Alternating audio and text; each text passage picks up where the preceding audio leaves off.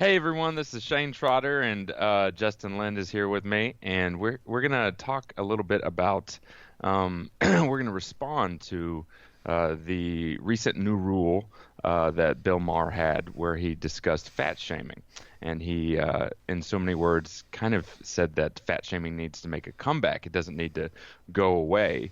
We have to be, we should be attacking this problem more forcefully rather than making people feel okay about that. And it was a far more complex message than just that. But you can imagine how the internet exploded in response. And the one of the best and most broadly seen responses was offered by James Corden on his late night show. So, and James Corden, being someone who's dealt with his weight, had a very personal response. And Justin and I have talked a good bit about this, and there's so much nuance that I think is lost when we go from side to side without letting people discuss, and react to each other. That I thought it would be good for us to be able to come together and try to shed a little bit more clarity on this issue, because it is an issue that needs to be discussed.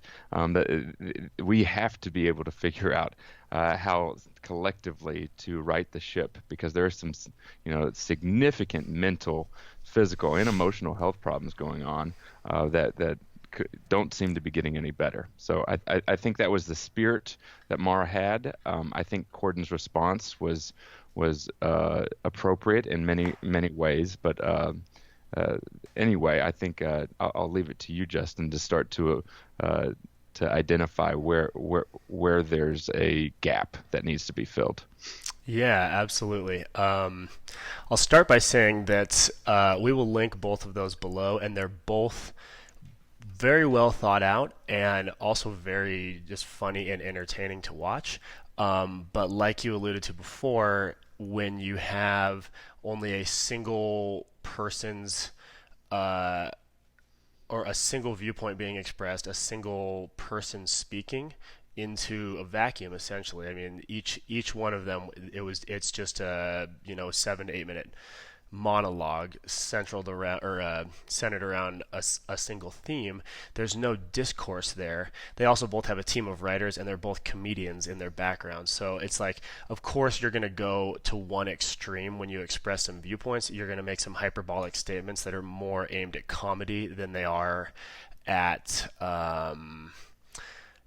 being as absolutely like honest and compassionate as you could be. But that being said, I think both of their hearts were in the right place, and I think that they actually agree much more than these two individual rants seem to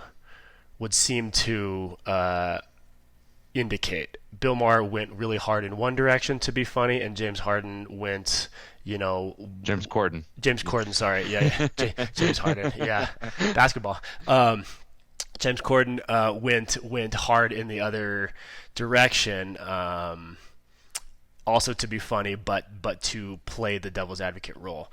And the Bill Maher thing struck us. First of all, it was just kind of coincidental timing, because it came out only a couple weeks after an article that I wrote about shame, which we'll also link in the description here. It's called "You Should Be Ashamed of Yourself," and the central thesis of that and Bill Maher's rant are pretty in line, and that's just the fact that a systematic kind of cultural attempt to eliminate all shame that people could feel isn't helping anyone, right? It's making them maybe more comfortable in the moment, but it's not leading to any long-term benefit.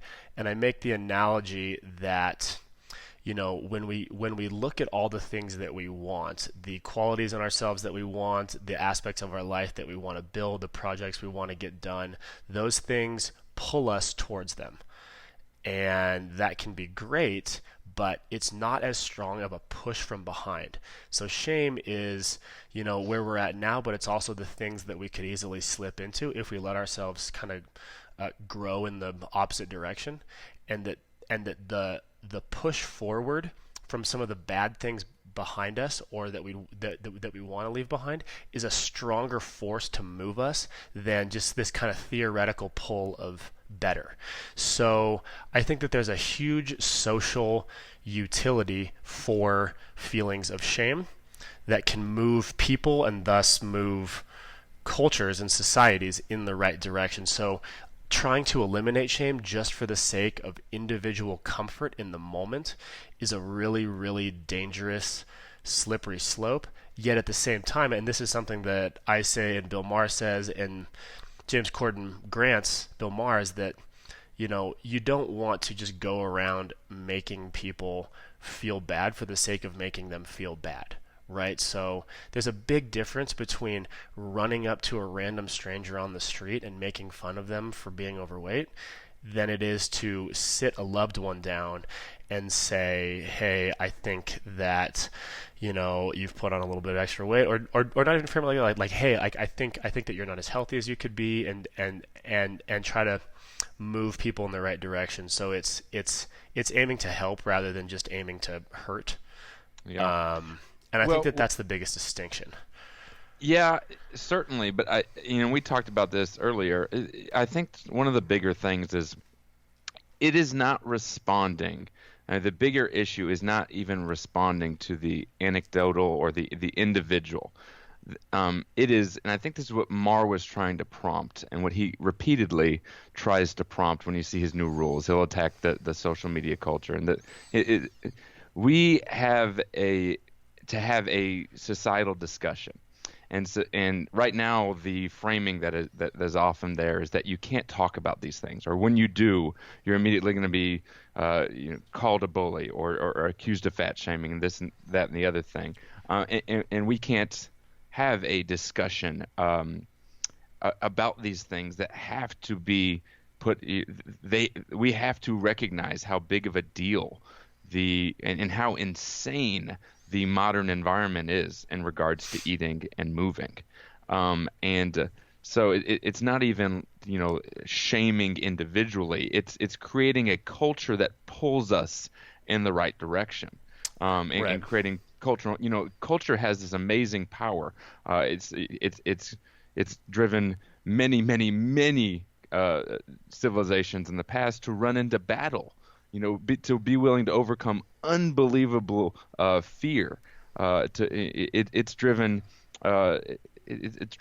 people to in World War II to ration, to grow victory gardens, to do all these things. Culture is this unbelievably powerful mechanism. These shared cultural stories and narratives about who we are as a collective group can motivate people to go far beyond their individual identities. Exactly, yeah. And we're not allowing our culture to do that because there's this constant, well, that's shaming, that's this, that, I remember it actually prompted me a few years ago to write an article for Breaking Muscle at the time called "It Isn't Fat Shaming."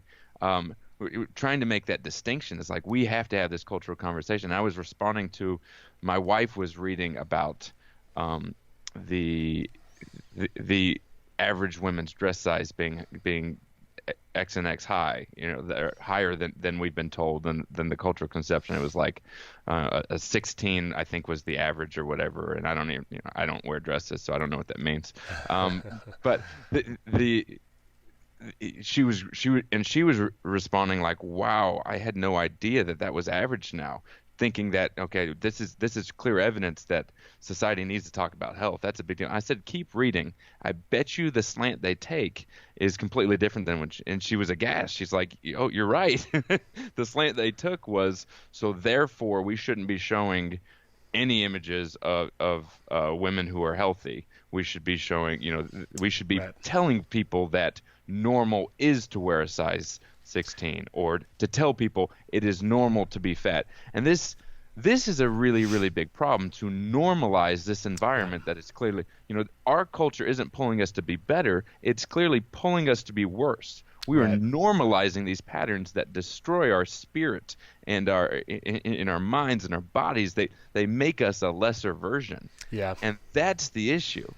It's Yeah, I mean, maybe not pulling us to be worse, but certainly enabling you to be worse, which is a certain type of pull, right? Hmm. And this goes back to the idea of just kind of societal and cultural course corrections. And the biggest thing, if we could tease out kind of an underlying theme from Bill Maher's thing, and this is um, something that I really tried to focus on in that article, is that, you know, evolution is kind of the great optimizer.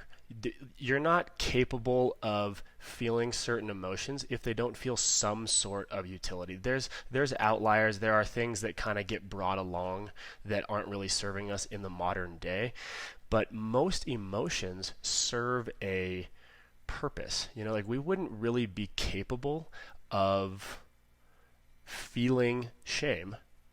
It wouldn't even be in our underlying code if it didn't bring some sort of benefit. And yes, we can.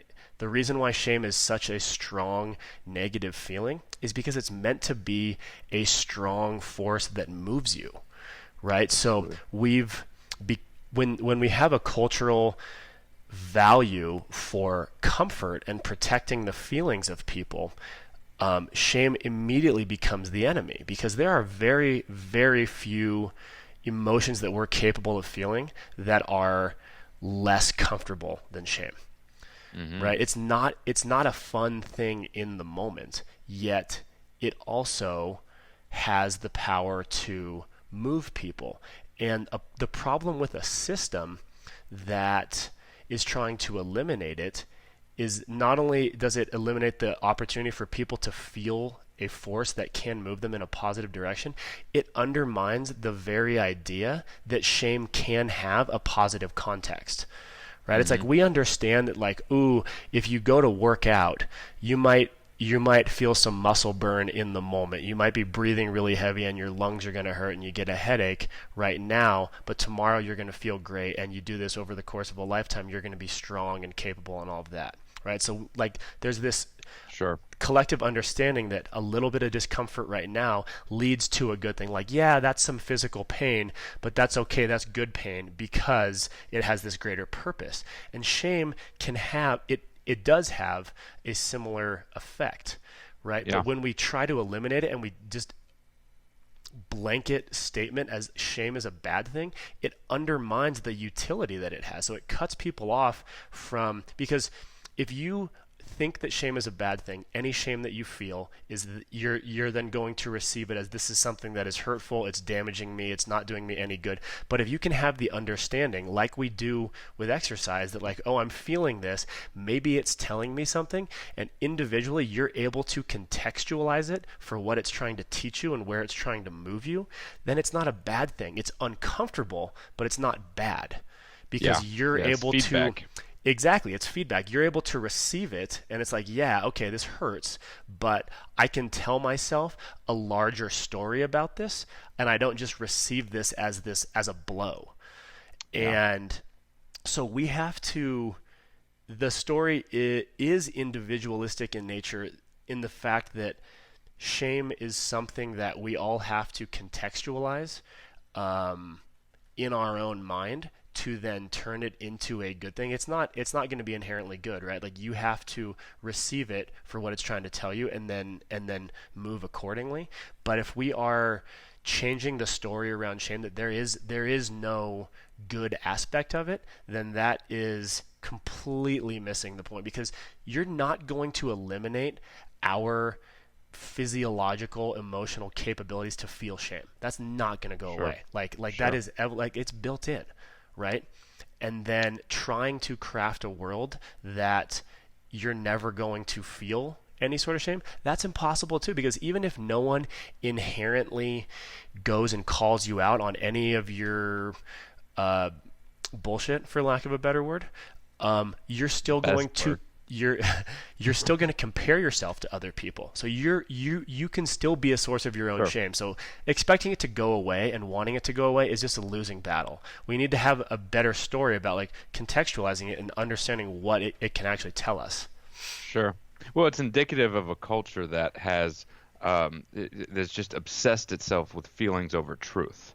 And you know, it's there's this concept of your feelings are always right, but also that that kindness is you hear kindness pushed all the time, Mm. especially in the schools.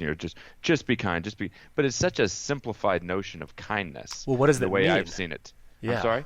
What does Yeah, that like mean? Is it and that's yeah, and that's where parents you just like I can have a standard. Having a standard is not kind in the conception, the popular cultural conception of kindness. The popular cultural conception of kindness, which is, never hurt someone's feelings or never let someone experience things that might shatter their little, fragile self-image, or never give them the I'm sorry, the constructive criticism that they need to grow. This is as it's typically manifested, and it's a veiled form of cruelty. right? It's keeping them a limited version. Right. It's not giving them. I mean, at the most fundamental level, if you want to be fulfilled, it's going to be through growth. And at the most fundamental level, if you want to grow, it's going to be through confronting mild discomfort, at the very least, mild discomfort.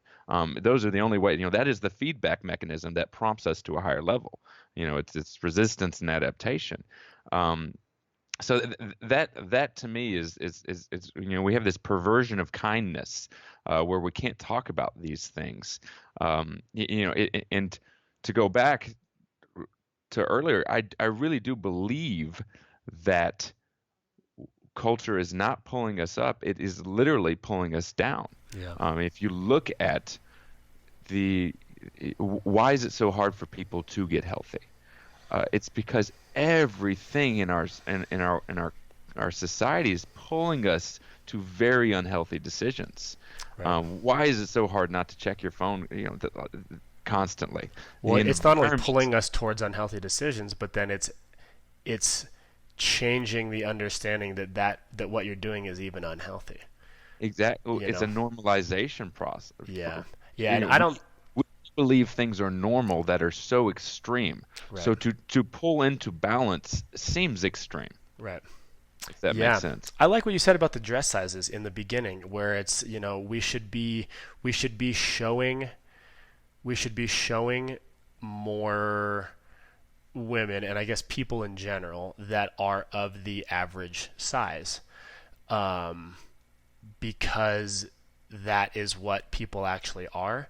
But if that's a perversion of what used to be normal and what is still considered healthy, then we shouldn't be showing that, right? It's like, I'm a big fan of Katie Bowman, who is like she's a biomechanist and like big into natural movement and that kind of stuff. And she discusses really similar stuff when it comes to our anatomy, in that if you look at anatomy books from 100 years ago, the spine used to be much more vertical. And if you look at an anatomy book that's been published in the last decade or two, there's much more of a pronounced S curve in the spine.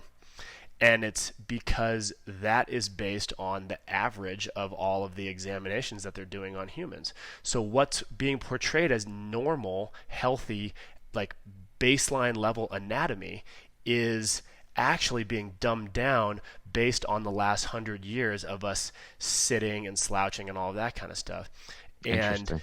yeah, so I mean, it's the same type of thing. If someone's trying to make the argument like, oh no, we should be showing this because this is what people actually are, it's like, no, that's what people have become, but that doesn't make it normal and historically and biologically healthy. Mm-hmm. You know? Yeah. But Yeah, absolutely. And just anecdotally, I think that I look at my son all the time. He's 2, and it's like you're right. It's vertical. I mean, Right. nearly exactly vertical. yeah, It is very fascinating. yeah, So, I mean, what strikes me, and it's something that you and I are kind of obsessed upon, how do you address these cultural concerns? right, How do and I often think of shame might not be the best word. I feel like Corden and Maher were talking about shame in different right, terms, and Corden equated it more towards bullying, and shame's probably not the best word. But how do you address this? How do you and so like alcoholism, there is a cultural language to pull us away. There are expectations. Maybe it's not shaming, but there are expectations. Drinking before 5. There's kind of a cultural language for that. And you know what? I've drinking before 5. I've had Bloody Marys on a brunch, Of and course, doing these yeah. things. But it's not, and I didn't feel like I was being shamed for it. But I knew that as a general pattern, yeah, drinking before 5 is a pretty safe rule. Don't drink alone. It's a pretty safe rule. Right. And it might be a pretty safe rule too to say, hey, don't have ice cream alone. Right. And it might truly be indicative of a problem if you are consistently engaging in that behavior. Right. So to have some sort of, we should have a cultural language. It seems like society, with a few very, very destructive contradictions, actually, namely the social justice warrior movement, it seems like society has problems saying that anything is better or worse, Yeah. that there is any higher quality, any better values. Right. And those And that's just, exceptions. Sorry, go ahead. no, please, no, yeah, yeah. I was just gonna say, and those exceptions are drinking, like you talked about, also smoking. Like there are, and hard drugs, this and that kind of stuff. Like there are things that we can. There are stigmas attached to them, but those are largely going away. I mean, it's we have evolved as a culture to a point that we can talk about alcoholism as a bad thing, but then also not pass super harsh judgment on the people that fall into that. Smoking, I think it's the same thing, right? It's like we can have the understanding that, like, hey, this is not good for any individual, and it's not good that this is a pattern in our society, smoking. Yet we don't pass super harsh judgment on the people that are kind of stuck in that rut. Hmm. Yet we can't seem to have that conversation with the with eating unhealthy foods. And I love what you said about, there's some general rules when it comes to alcoholism and that kind of stuff, right? Like don't drink in the morning, don't drink alone, all of these type of things that are just like, hey, if you're using this particular habit in this particular way, it might have crossed the line from, something that's okay to something that is probably destructive in your life.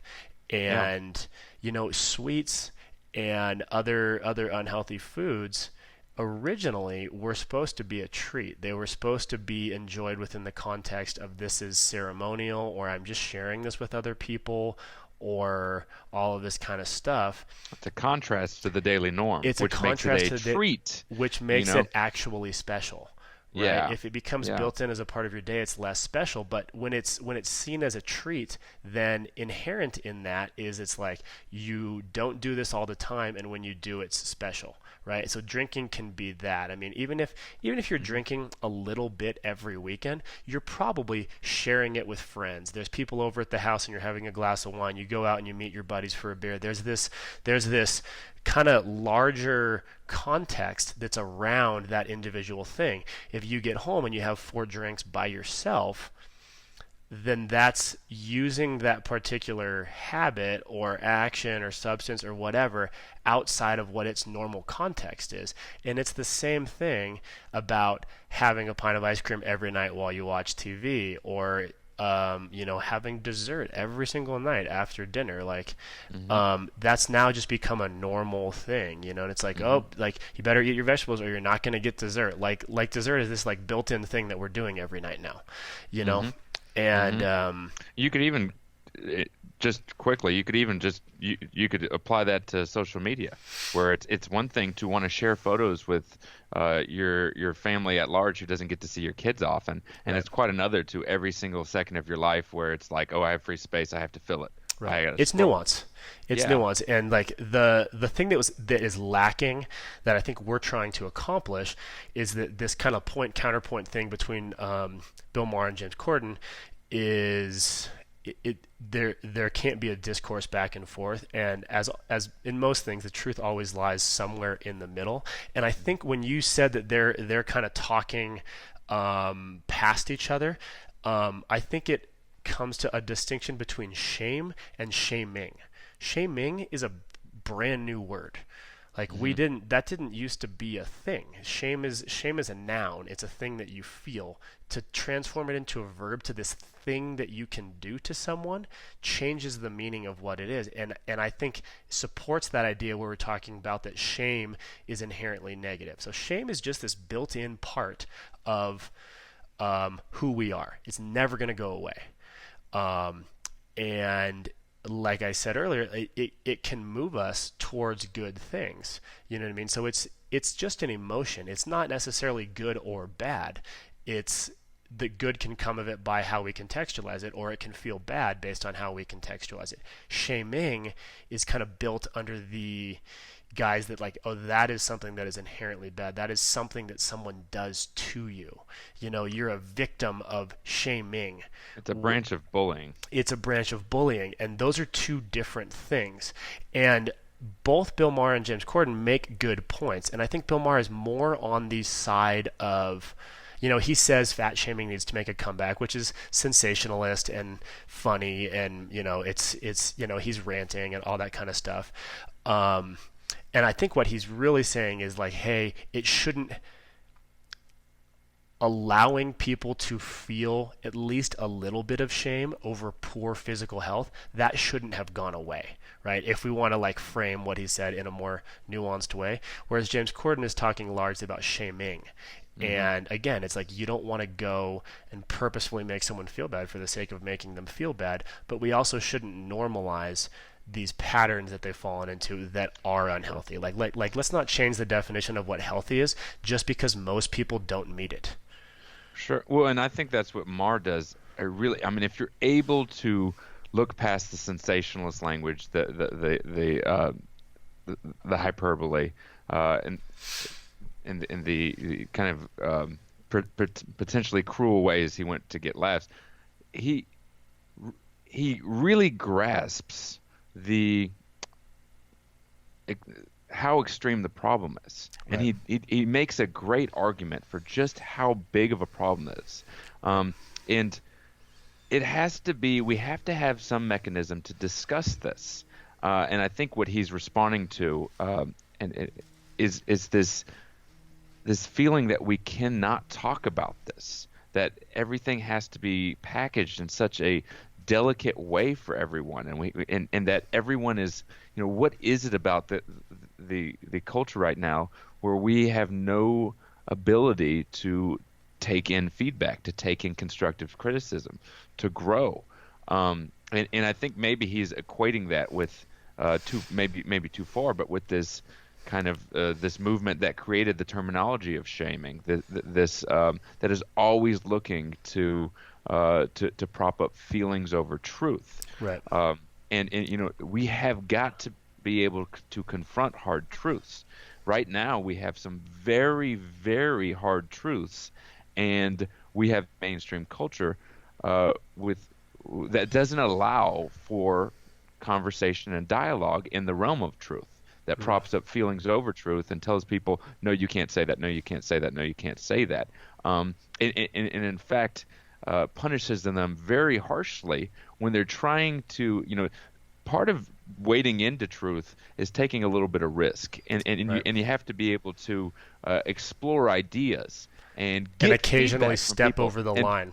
sure, yeah, well, you have to be able to say, hey, I kind of feel this way too, and I'm hearing a lot on this side, but have we thought about is at least a part of this issue over here too, and allow the feedback to kind of funnel you towards a more nuanced, deeper understanding. And we don't have our mainstream cultural norms as far as discourse go are eliminating any possibility of that, and we're Yeah. indoctrinating that inability to grow in dialogue and move ourselves towards growth. We're indoctrinating that in the younger generations, and it's a really big issue. Yep. And we are, in a very blunt, potentially offensive way, we are becoming a lesser version of human. Right. And we're Our enabling that culture. process to happen. Yeah. I mean, this whole fat shaming thing is really indicative of a larger problem, and it's what you were saying, like protecting people from hard truths, and it really does go back to that notion that you had earlier about just kind of a perversion of what kindness is. It's like Mhm. protecting someone's feelings in the moment isn't actually kind. You're just creating this like false sense of comfort and not forcing them to acknowledge things that need to be acknowledged. Like sometimes the most kind thing you can do is call someone out on whatever it is, so that they're Well, the more example you gave aware of your of that brother. pattern in the future. You know what I mean? It's like that the best thing you can do for someone is to help them course correct, so that they're better tomorrow and they're better in the future. You know what I mean? Like if someone has a proclivity to be a little condescending or whatever, Yeah. then you call them out on it, and maybe they're a little bit less condescending in the future, which is better for them because it enables them to have better relationships. It will ensure that they don't hurt people in the future that they might have otherwise hurt. It's like, yeah, they get to feel a little bit of shame for how they spoke to you in the moment, but they're better because of it. Hmm. And not that we need to go around with the lens that like I'm going to try to make everyone better around me by calling everyone out all the time on all of their stuff, right? But to Yeah, eliminate the that person needs to be possibility. told that they're a pompous dick for thinking they should do Exactly.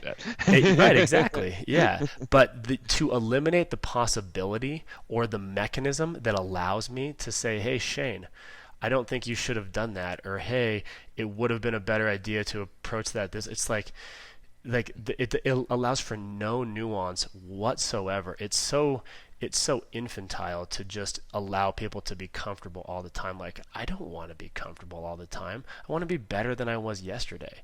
And I Yeah. know that I'm going to have to go through a lot of discomfort to get there. Hmm. But it leads to a deeper sense of fulfillment. Like, comfort is only good when it's the opposite of something else. Comfortable all the time just becomes the norm. What makes comfort and convenience great is because it stands out from other stuff. I mean, it's like if you just The contrast from the norm. exactly, comfort is great, but if we just stack comfortable experience on top of comfortable experience, that's not the way to build true fulfillment. You know Hmm. what I mean? It's like a stack of poker chips. It's like, oh, I have all these little comfortable experiences, and like that's such a precarious thing to like build your building on, so to speak. Hmm. It's like Absolutely. those things are only good when they're outside of the norm. But Yeah. anyways, Absolutely. So it's such a challenge to to discuss this topic without losing people to either side because it is such a nuanced message. right, You're not going to get across to people um, by making them feel like garbage but you have got to be able to identify problems to decide that there is such thing as a better or worse and to try to move people in the right direction, yeah, particularly as a teacher, as a educator, as a parent. And these have to but it's a fine line. It's not the cranky old man who just goes on about kids today. right, When I address kids over and over again, I'll address it. And I'll be very clear about what I think is destructive. Potentially, I'll address it really hard in front of the entire group in a way that clarifies to everyone what the expectation is, and that's right. good for the group. And then you know what I And you talk always about do the later? action, not the person. Yes, the action, not the person. And then later, but I always go back to that person and I put my arm around them and I walk them through my thought process, why I responded the way I responded, the course correction that I thought had to take place, what negatives would have happened had I not addressed it, and I kind of probe for understanding and, Right. and for conversation, and so it's not this just blanket, well, shame them, they're wrong, and no, shame is always, it's a much deeper, more nuanced way of looking at things. And I even don't, I'm trying to tell you what that might look like, but I don't totally understand. I'm going to Right. understand how to communicate this better every day of my life But you have to because I'm keep trying, and there has to be yes, this buffer built in where it's like we allow people to try and to try to offer that criticism and those course corrections without demonizing them for shaming. And yes, it comes back to the idea. I'm not sure where this comes from, but it's an idea that I always try to hold on to, and that honesty without compassion is cruelty. And it's essentially that, like, look, we need honesty. And if someone is overweight and you go and tell them that they're overweight, yeah, you're being honest, but that doesn't mean that what you did was a good thing, right? It's like if you're framing it in a way, or you are genuinely compassionate for that person and you're trying to help them or offer something that, yeah, it might be a little uncomfortable, but you're ultimately serving this greater love for them. That's the true kindness. And so when there's that compassion, you can almost get away with telling someone anything if you do it from an intention and language that demonstrates your compassion. And the other thing that strikes me that you touched upon is just the notion that there are things that are better or worse. Like, we've yeah, almost gotten away from that like one outcome or one way of living is better than another. sure. And of course, what we deem as a society is the best way to live is going to shift throughout the ages, right? Obviously, we can look back at every generation for the last 100 years, and the type of things that those individuals and then kind of the society at large valued has changed. Hmm. And I think it And not is always for the better or worse. I think there's this right. idea often that we're so much more woke than they were 200 years ago. And it's like, yeah, right, we have more edified social views potentially, but Right. we're We are just we value better? different things. But we're probably not better when it comes to do we stand for what we believe in? Are Right. we willing to take hard stands? Right. Um, are we, are we as courageous? There are values that we're not Right. demonstrating as well, But the so it's complex. Absolutely. And the biggest thing is right now, this current trend is undermining the very idea that anything could be better or worse. And Hmm. the good aspect of this, like, let's try to always grant the nuance here. Like, people do have the ability more than ever to determine what is best for them, and they have the freedom more than ever to go off and live their life according to how they want.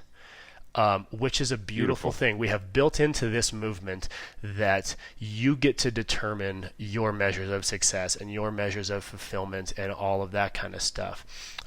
And I think that that's an absolutely beautiful thing. That is the new enlightenment, right? It is Hmm. it is this individualistic thing. You get to go. You can be a YouTuber. You can be an entrepreneur. You can do what we're doing, or you can follow a more traditional path, and all are valued. Like, we've gotten to a point that we're not looking down on people for the Yeah. path that they choose, and the type of things that they value, in the dictates of their life, which is a beautiful thing. Yet we somehow have now learned to demonize people harsher than ever for their political views. Yeah. At the same time, under like, this is the inherent contradiction of this social justice thing. Like, when it comes to the shaming and the trans stuff and all this stuff, we're undermining the very idea that one thing is better than another.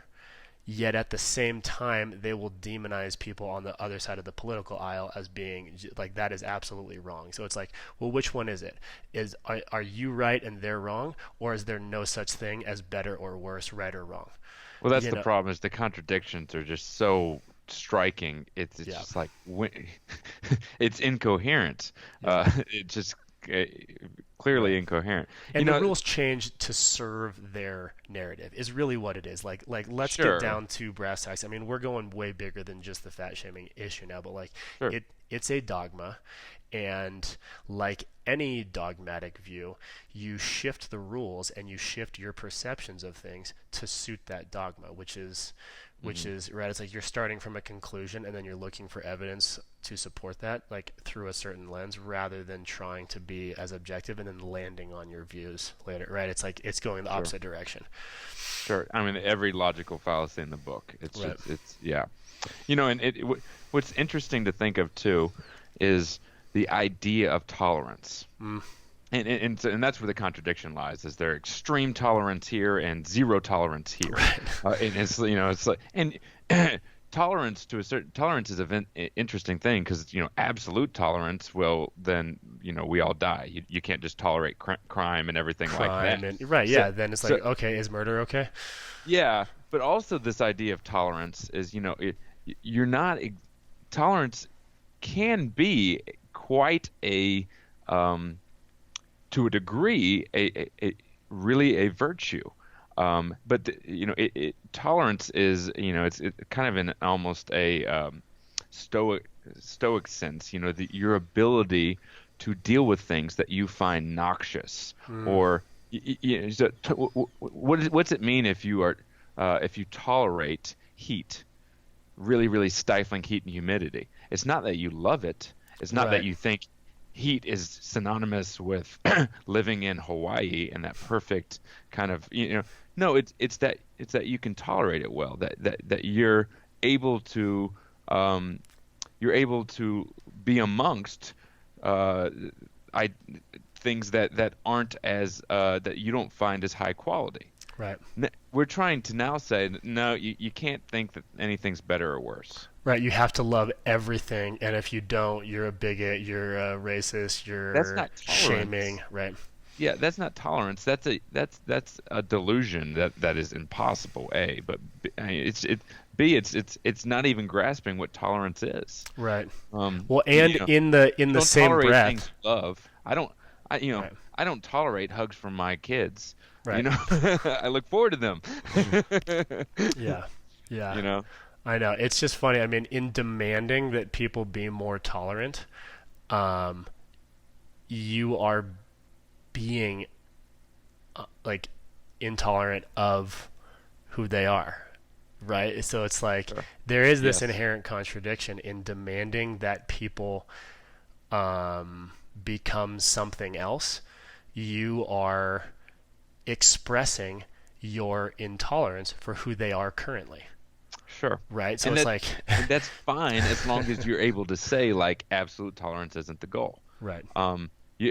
Tolerance is a great thing to a certain extent.